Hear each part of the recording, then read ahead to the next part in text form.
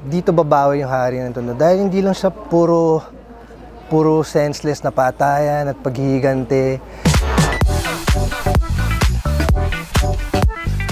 Ang pagmamalaki mo dito yung kwento na ginawa ni Direk Enzo at ng mga writers, kung paano nila binuo yung mga characters, kung paano nag-i-interact yung characters sa isa't isa, kung paano yung connection nila sa isa't isa.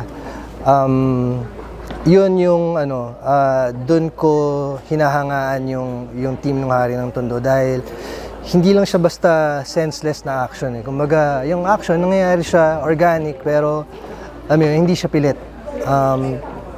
Maganda rin dito kasi yung mga kwento ng characters,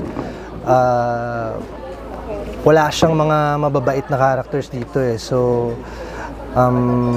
bawat makakanood nito, makaka-relate dun sa mga characters dahil syempre makikita mo rin yung mga sablay, yung mga kapalpakan ng mga characters, yung mga kasamaan minsan na ginagawa nila. So, makikita mo lahat dun. So, sa tingin ko, very promising at exciting to. At syempre kasama ko si Ruru Madrid dyan.